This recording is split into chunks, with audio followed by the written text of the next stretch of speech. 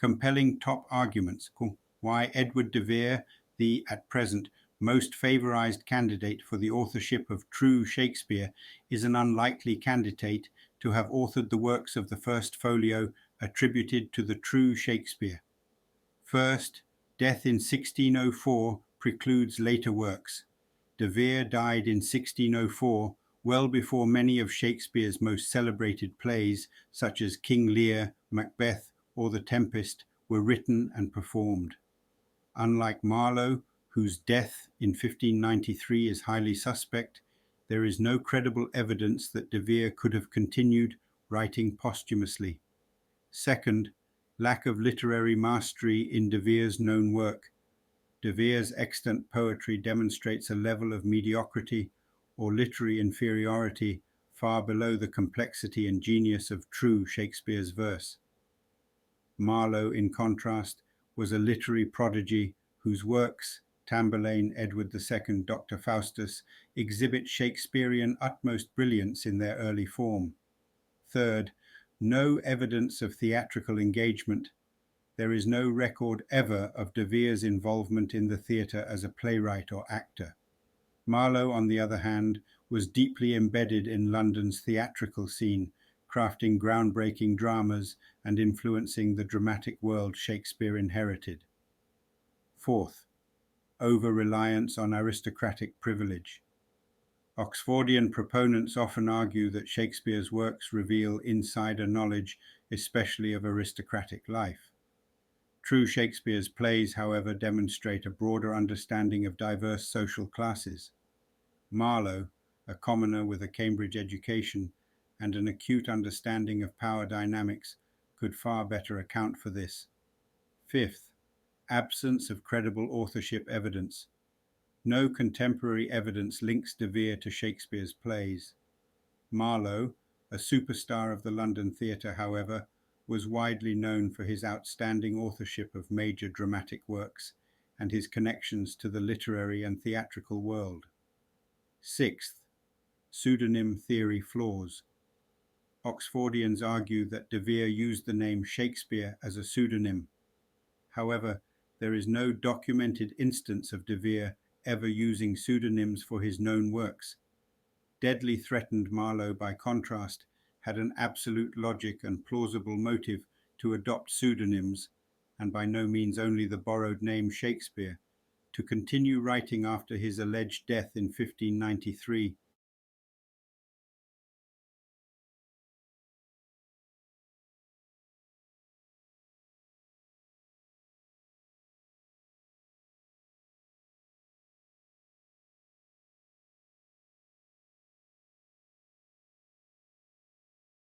Seventh, linguistic style and expertise.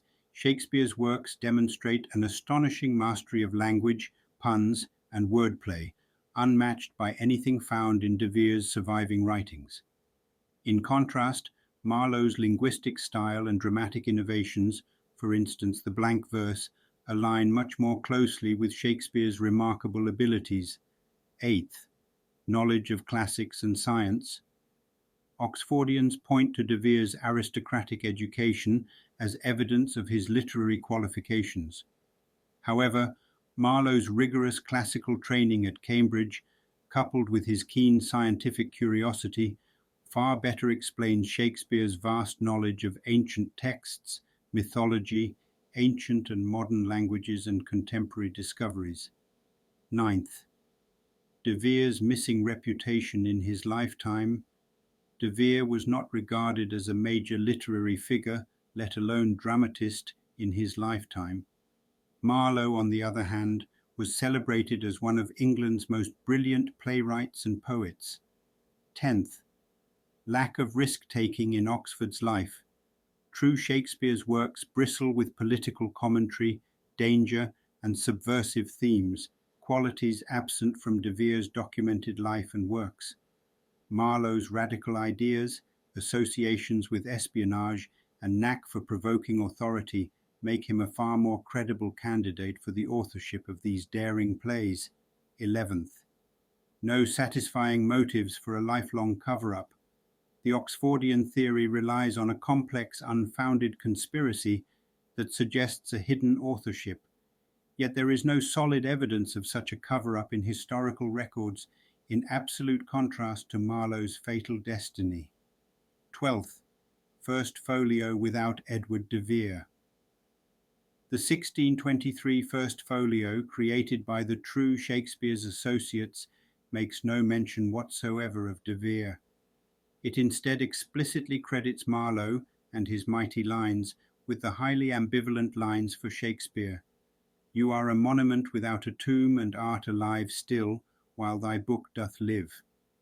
Conclusion: Edward de Vere's Shakespeare candidacy relies on purely speculative connections and aristocratic romanticism. Christopher Marlowe, with his proven literary and universal genius, his compulsory survival post-1593, and his intimate ties to the theatrical world, remains the only compelling alternative to the Stratford man.